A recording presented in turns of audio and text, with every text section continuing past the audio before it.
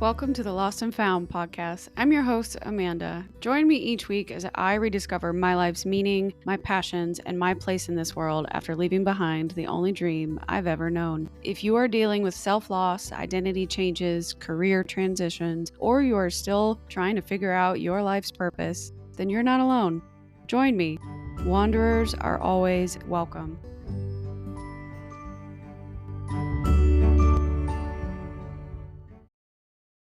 Hello, everyone. Welcome back to the Lost and Found podcast. This is your host, Amanda.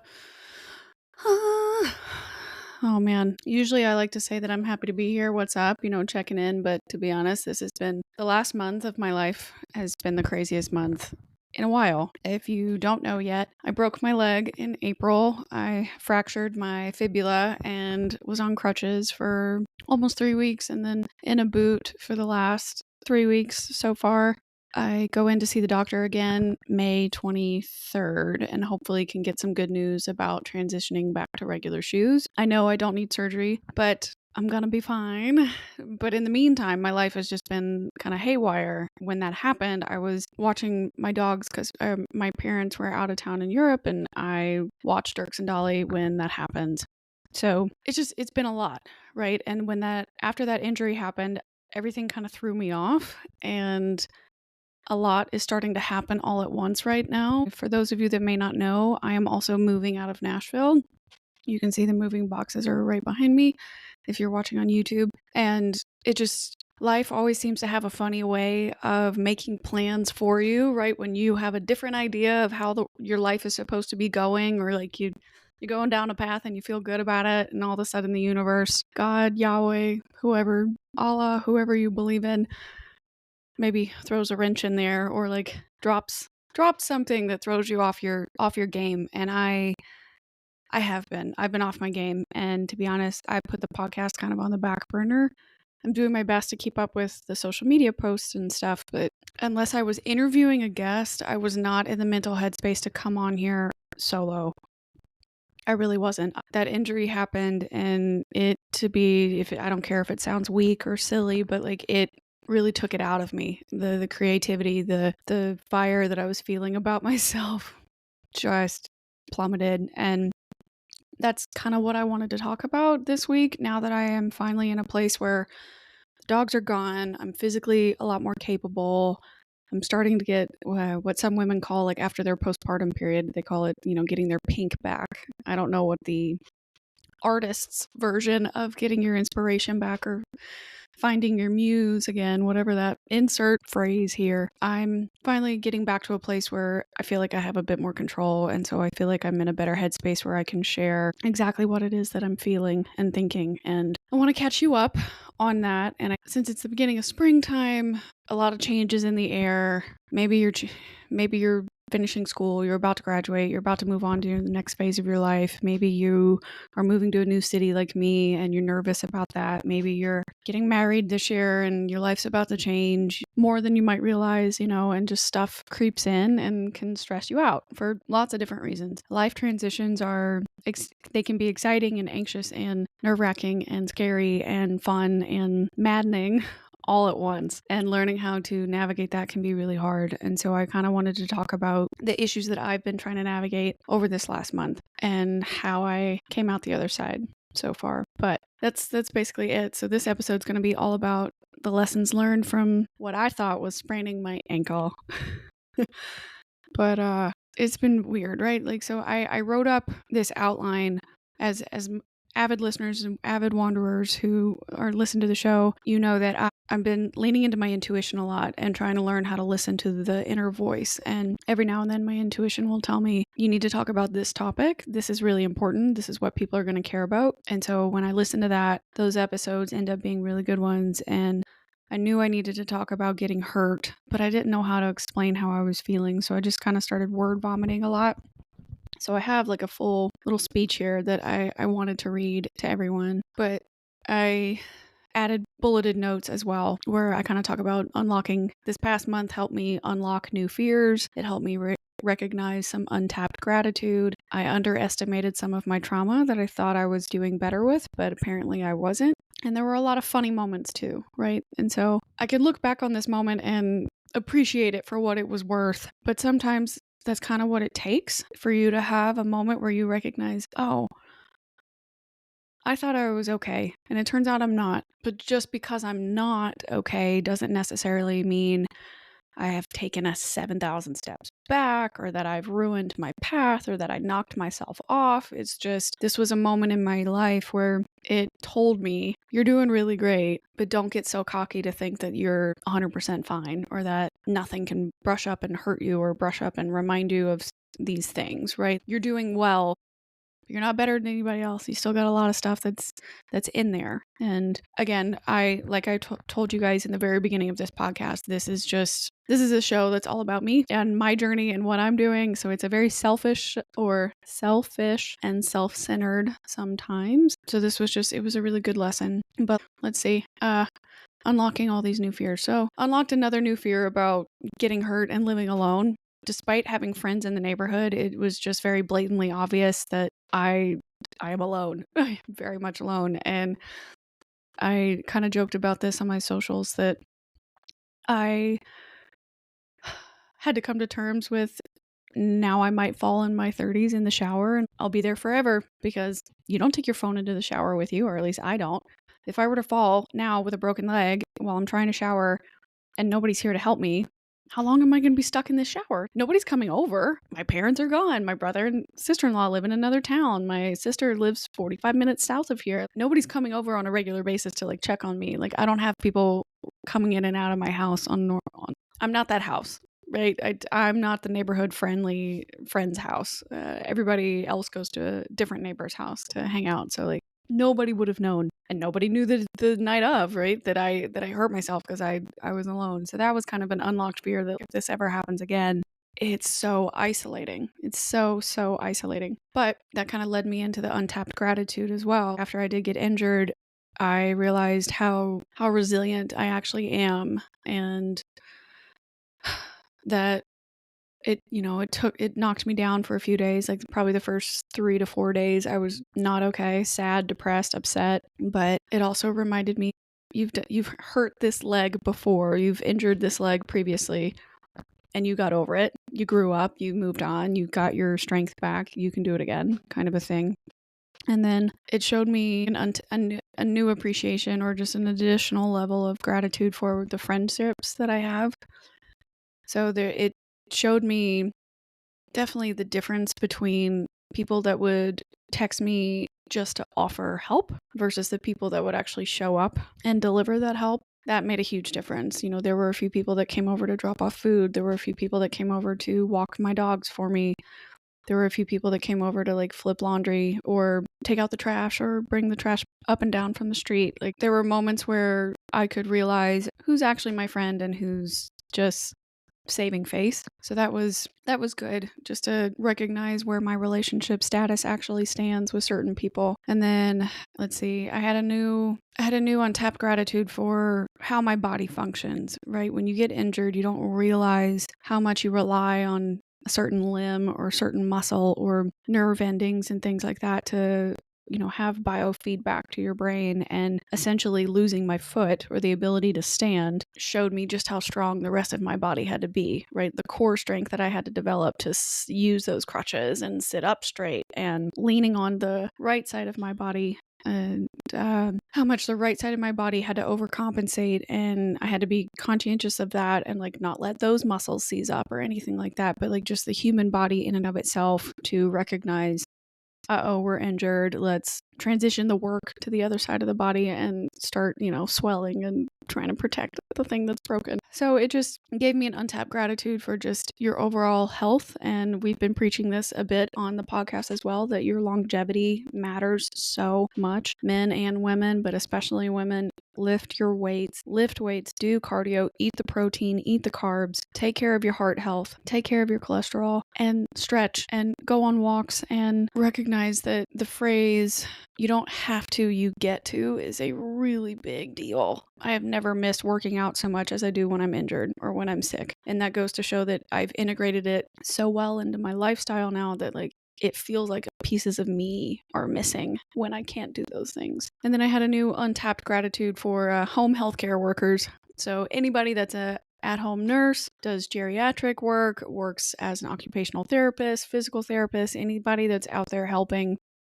the injured or the elderly or people that are in rehabilitation programs. You guys are rock stars. You do not get paid enough. There are not enough of you in this world, and your jobs are so essential and so crucial and so helpful. It's a shame that isn't more aptly available to people. But it definitely gave me a whole brand new respect for the people that, take care of my grandparents or, possibly eventually my own parents. It's a really big deal, and shout out to all of them for making the world a better place, one home at a time.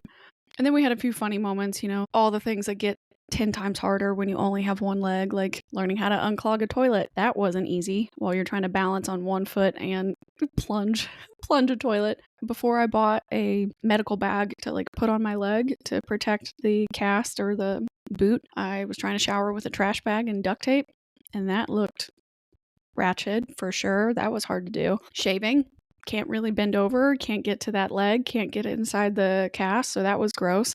Brushing your teeth gets exhausting because you're standing on the one leg trying to lean over onto the sink. So when that was first happening, that was all the energy I could do. The first thing in the morning when I'm getting up and hobbling over to my sink, brushing my teeth took all my energy. I had to sit back down a lot after that to be okay, we'll rest for a few minutes, then you'll change your clothes, and then we'll rest for a few minutes and we'll move to this room. And everything took so much longer than normal. And people would deliver food to the house, but they would deliver it right by the the front door. And so I would open the wooden door, the second door, and then the first glass door, I'd have to figure out a way to either crack it open slightly, wrap my arm around it, to move the food out of the way so that way I could actually open the door completely, not knock over the food. So that was a struggle almost every single time. Maybe it was something I never noticed before when I had two functioning legs, but I'm sure it would have looked hilarious if you were my neighbor trying to watch me grab something with one crutch, knock it over without actually toppling it over, move it out of the way, press the other crutch onto the door so that way the door would automatically stay open, reach all the way around without falling off of the other crutch, grab the bag, bring it back inside, and shut everything, all without the dogs escaping. So that too was terrifying. Oh man. I never realized how much I had to pee all the time too. It never used to bother me when you could just get up and go when you felt like it, but when you had finally sat down and you had your leg propped up and then your bladder started to tell you, oh, actually, we want to go to the bathroom. You're like, I hate you. We just got here. Can you hold it? And the bladder would always say no. So you're constantly having to pee, having to work on my computers in intervals to raise and lower my leg. Yeah.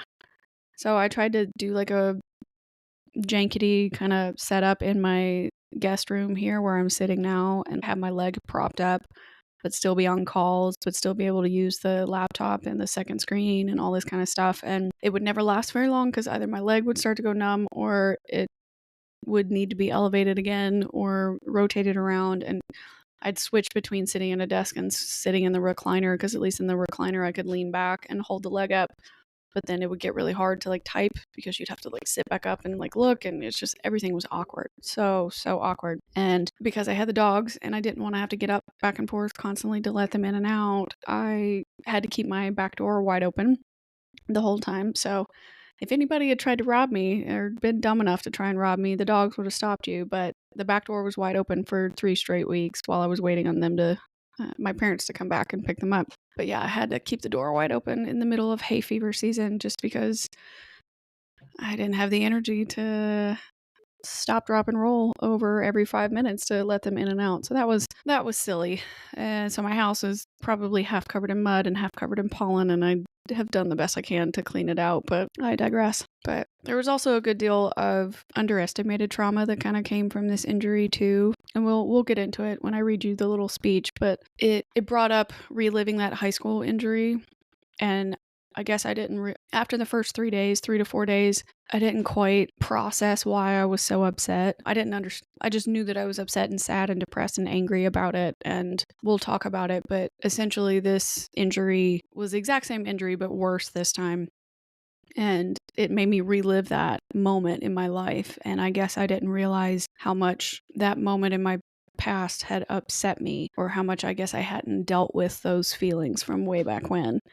I definitely had more fears about gaining weight, as we've talked about, like fitness being a really big deal to me.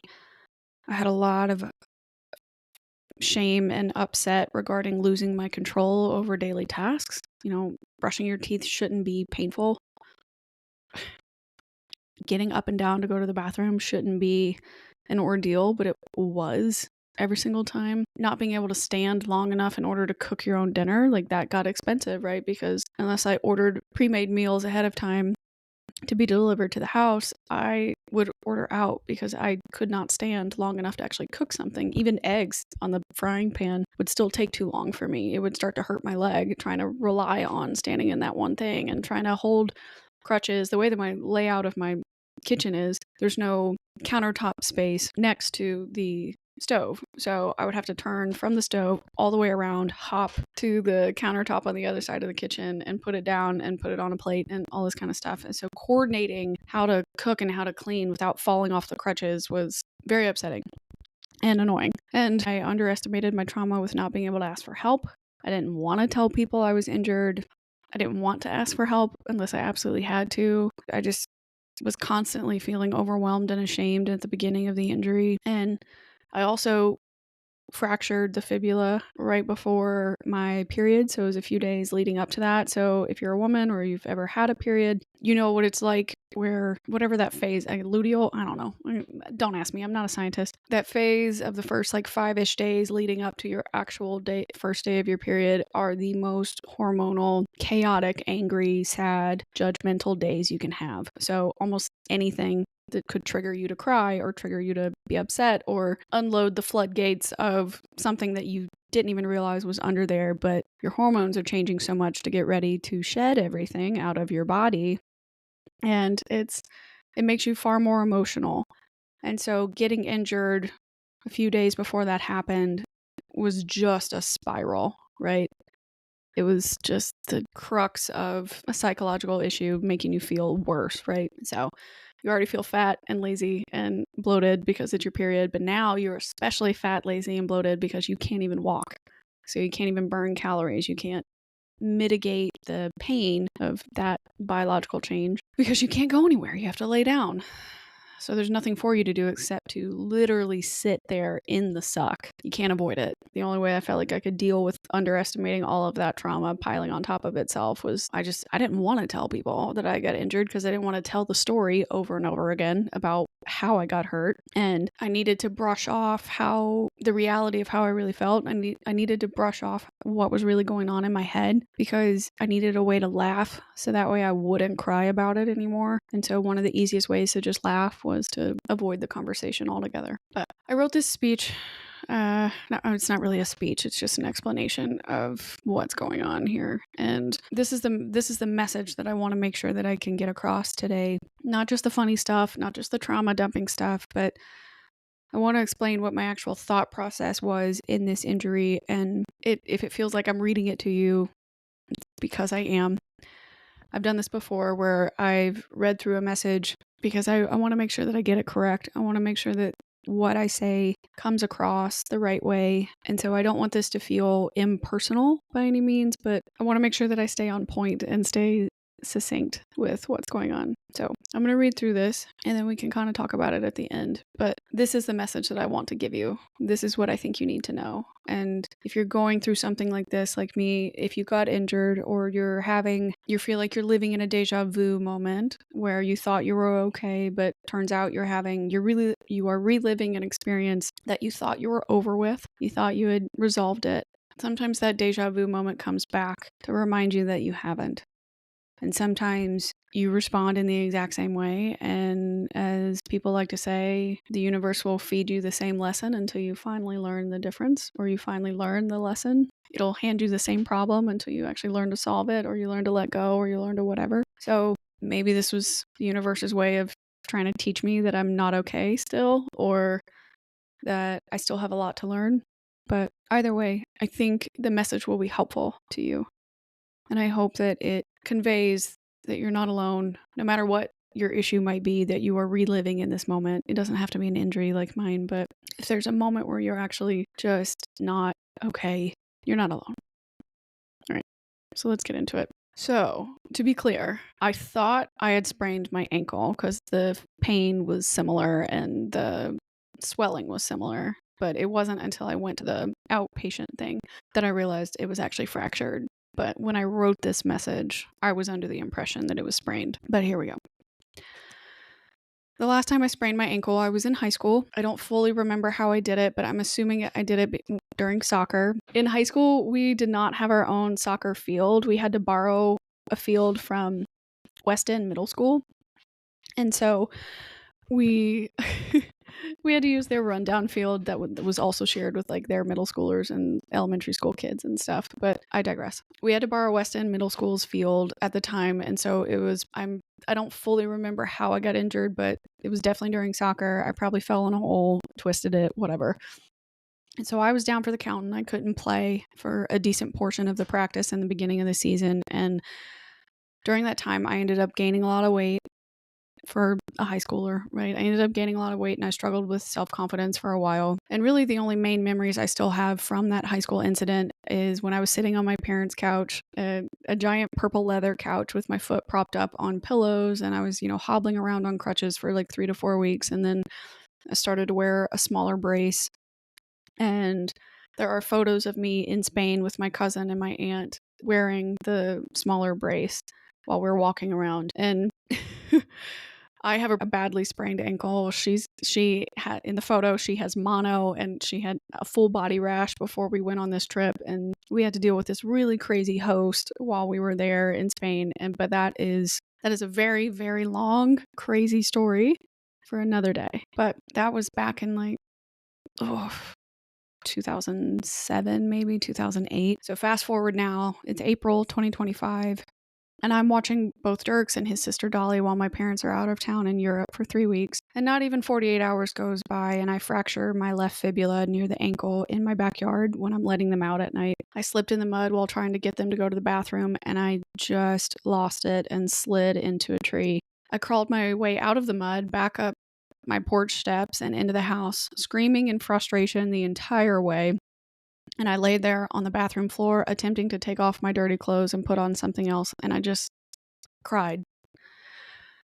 I screamed and I cried, not necessarily out of pain from the ankle, but from being pissed off and scared about losing my confidence again, losing my mobility, losing my independence, but more importantly, losing my momentum of finally feeling unstuck.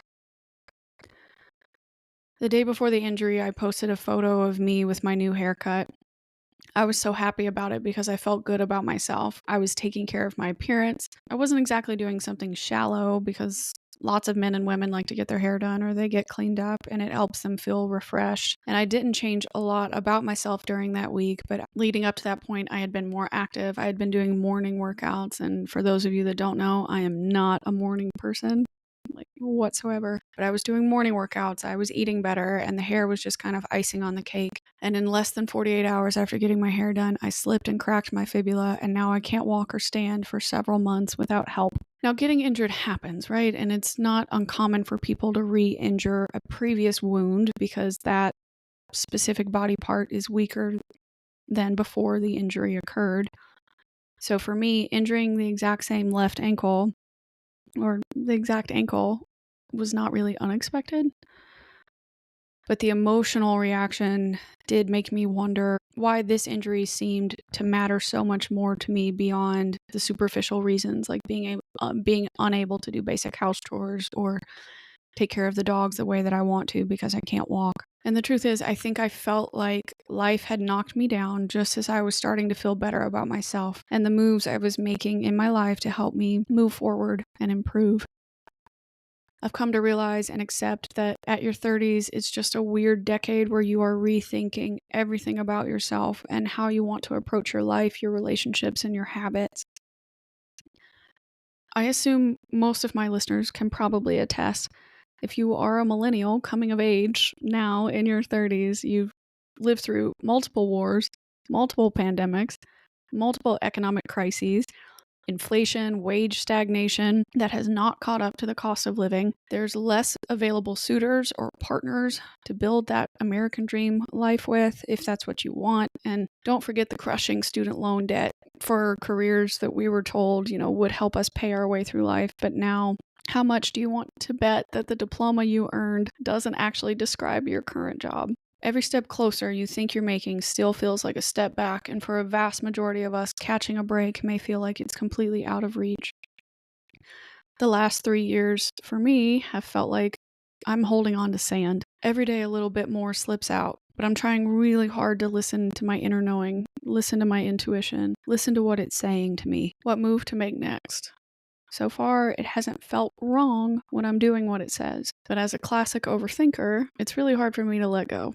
I spent the last essentially 5 years of my life trying to derive meaning out of everything I'm doing, trying to align who I am and what I want to represent with what matters to me and where I want to go. And it's been hard not to think that the last 3 years in particular have been incredibly challenging for some reason. And 3 weeks ago, just when I finally felt like I was doing what I was supposed to do and making moves to listen to my intuition, the universe wants to throw a wrench in that confidence and have me break my leg.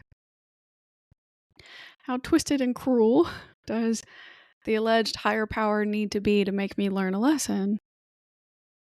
3 weeks into an injury and I still can't help but think, is this just a coincidence of normal human pain and inconvenience, or is there a lesson here? And if there is a lesson, what the fuck is it supposed to be? A sick joke? You want to walk out of this life that you created? Here, let me help you.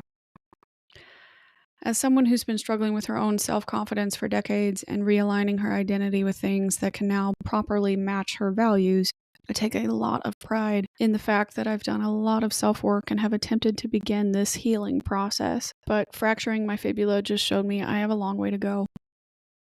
Of course, at first, I was angry because I lost my ability to move and walk, which means I lost my ability to exercise the way that I want, which symbolized being temporarily immobile and thus physically and now metaphorically stuck again. The very state of mind that I have been fighting off for the last 4 to 5 years.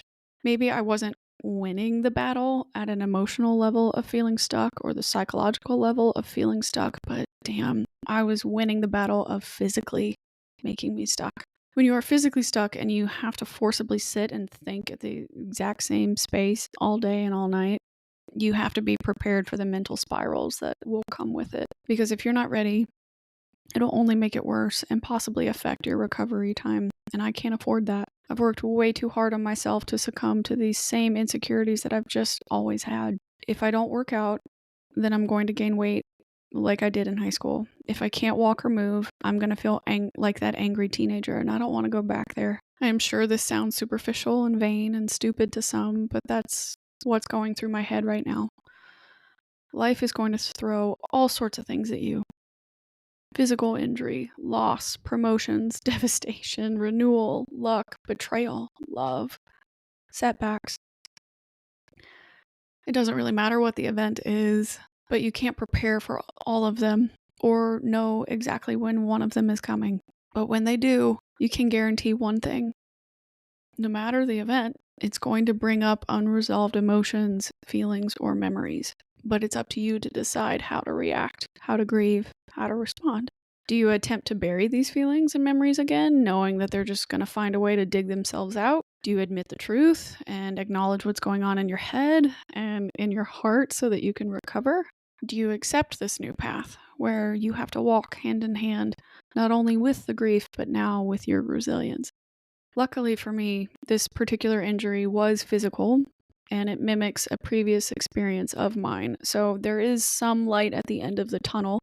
The question is, do I actually have the mental fortitude to see this through so that I don't spiral like that 15-year-old girl did?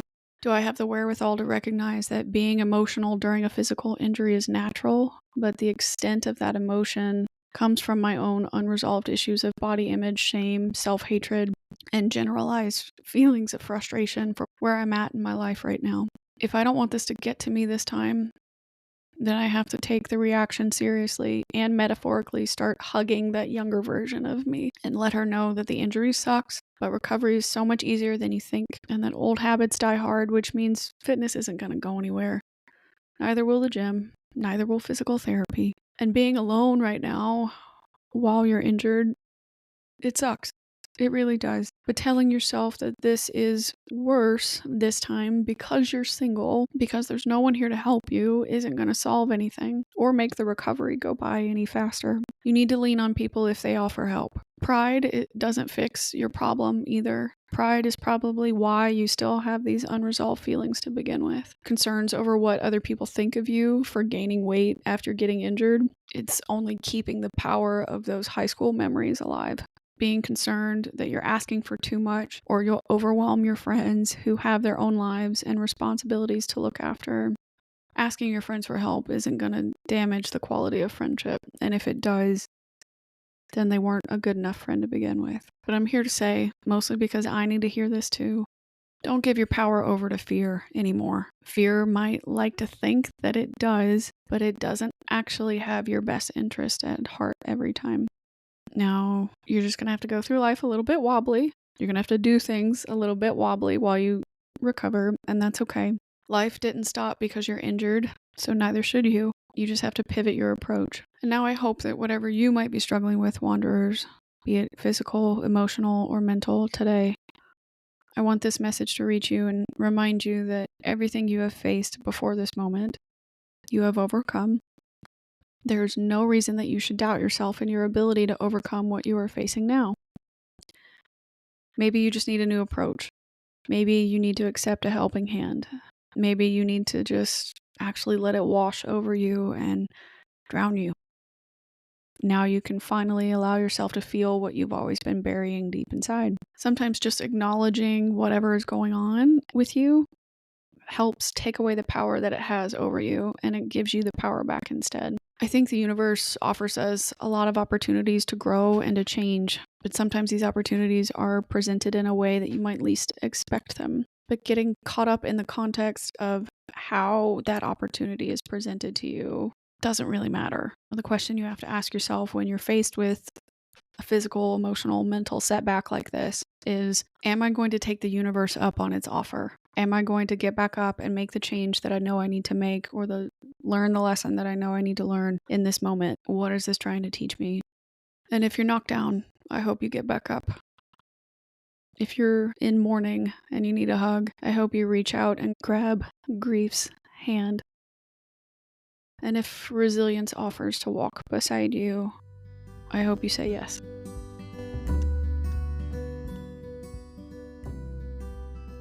So that was the speech, and the lesson that I wanted to give today was just that there are always going to be moments in your life where you think you're doing great, and then something comes and knocks you off your high horse or just kicks the wind right out of you. And sometimes those are good moments that are happening, sometimes they're bad moments that are happening, but the only thing I can tell you is that they're coming, right? You can't stop them from happening, but what you can control is your reaction to those moments. And it's how you decide to respond that's going to change your ability to recover, that's going to affect your relationships, affect your personal growth, affect your trajectory on whatever path it is that you're walking right now. And so I encourage you not to make it harder on yourself the way that I did by spiraling. I encourage you not to make the mistake of not keeping your mental health in check during your recovery process, because if you are not responding to and supporting your mental health at the same time as your personal growth, you can end up setting up roadblocks for yourself that you don't even realize are there. And it's not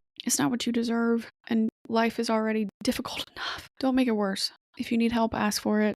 Sometimes if you're just feeling shit, you feel it, man. If you have to do it alone, do it alone. Go to a meditative place, go be in a private room, go be on your own. If you've got kids and you can't let them see, go into the basement, shut the door, cry in the bathtub, whatever it is you got to do.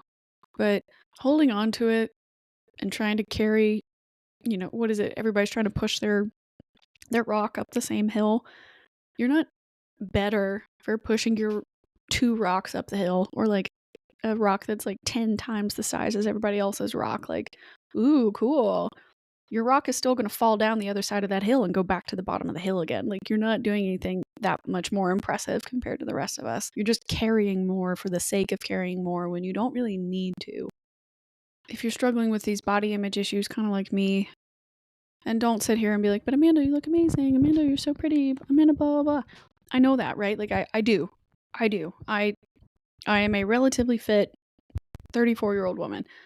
And I do take care of myself. I do buy good food. I do have the good habits built in. You are correct. But I also broke my leg and immediately spiraled and thought, well, I can't do anything now. I can't stand up. I can't move. I can't deadlift, can't squat, can't go to the gym, can't whatever. And that's so silly because I had bands in my house. I had dumbbells in my house. I could do upper body workouts. It took me the first 3 weeks to get over that, right? To build up the confidence that you can stand in the other room and not have to do this, you know? You can also not do it because you broke your leg, dummy. You broke your leg. You deserve the right to lay down and put your foot up to keep the swelling down and like not overstress it, you know, allow yourself to heal. There's nothing wrong with that. But the mental twist that I had to do to convince myself that I'm not going to wither away, or the reverse where I'll get so big that I won't be able to lose the weight, that's also stupid, right? You'll go to a physical therapist, you'll regain mobility in your ankle, and you'll get back. You're just going to have to start over. You're going to have to start over at lower weight. How many times have you started over before with lower weights and built back up before? Oh yeah, plenty. See, dummy? Plenty of times. And it just, I don't know, man. If you have to go in your bathroom and pull an Issa Rae from Insecure and talk to yourself in the mirror and just go, yo, I don't know what's going on with you right now, but it is not cool. You were the queen or the king of the mountain last week, and now this week you've completely just given up your throne. What the heck? You know, hype yourself back up, you know, bring yourself back down to reality. Remind yourself that your anxious, depressed thoughts are simply that. They're just thoughts. They're not facts. They're not real. You know, your body is responding to a physical injury or to this reoccurring event that feels like deja vu, but the truth is you figured it out previously. You're going to figure it out again. Maybe you've slowed down, but you're not as stuck as you think you are. You're not. And if anything, this podcast has taught me so many things. But I think reflecting back on this particular event has helped me realize telling yourself that you're stuck is like setting up your own walking yourself into your own mental cage, locking it and throwing away the key. Just saying it over and over again, or assuming you will be over and over again, makes it real. And the truth is, you're only stuck if you choose not to move. You are only stuck if you choose not to change. You are only stuck if you choose not to try again. And that is not how I want to live. Did I struggle the first couple of weeks? Absolutely. As soon as I could get off those crutches, though, I did upper body workouts every other day. I went to go see friends. I had dinner with people. I made myself get out of the house. I moved. I found a way to move. I read more books. I watched TV. I figured out how to rig my laptop so that way I could work and do calls and look at the screen without having to, you know, drop my leg weird. Like, eventually told myself enough is enough, and I found a way around it. And you can too. You can. I know you can. You wouldn't be listening to this podcast if you didn't care about trying to figure out a way to work around it, because nothing is more terrifying than realizing that you're lost or you're stuck or you have no idea what you're doing or where to go next or what to do next. And I pride myself on being someone that has always had a plan, that's always known what to do, that's always been able to figure it out. And the moments in my life where I've had to realize that's not the case anymore, or that's not the case in this exact time period, it's terrifying. But kind of like what I said earlier, do not give over your power to fear anymore, because fear does not always have your best interests at heart. It doesn't. It really, really doesn't. And so I beg you, if you're going through anything like I am, if you're physically hurt, emotionally hurt, mentally hurt, if you're living a deja vu moment and it's making you feel scared, worried, or stuck again, I promise you, you're not. There's a way out of it, and you're going to figure it out because you figured it out before, and I believe in you.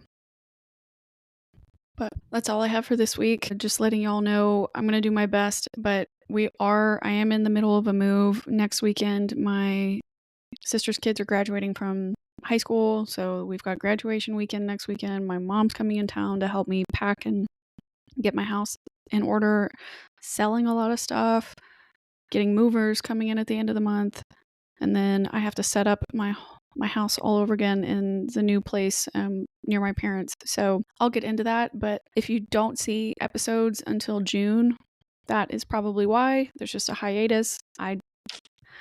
This is also my second job. It's not really a job. I don't get paid for it, but this is my side hustle. I'm not doing this full time. If I had prepared better, I would have batch recorded more stuff, but I didn't.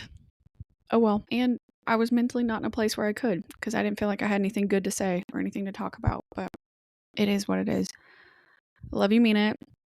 Like, subscribe, leave a review, send this episode to any of your friends you think that might be going through something similar. If they've been injured, if they've been physically hurt, if they're having a deja vu moment and you notice that they might be spiraling, send this episode to them. Send them the show. Let them know that they're not alone and that there are other people out there that feel just like they do and who are trying to figure out what to do with their life and their purpose and their meaning out of whatever it is they're trying to give back to the world. If they're just trying to live the best possible life that they can while still feeling good about themselves and their confidence, send them the show. Send them an episode. If you had one that you really loved or really touched you or really resonated with you, send it to them. I love it. I appreciate you for sharing the show, for posting about it on your social media. It means the absolute world to me when you tag it. When you tag me and, talk about the show and share it with your friends, it's the best. And so I do my best to respond to everybody's messages, but if you ever miss one, I apologize. I'll do my best to get back to you. But find us on YouTube, Apple, Spotify, wherever you listen to your podcast. We are out there. We are streaming video on YouTube. Lots of good stuff coming this way. Lots of good stuff being invested into the show slowly but surely. So like, review, subscribe, leave me some 5 stars. I appreciate all of you so much. And remember, wanderers are always welcome.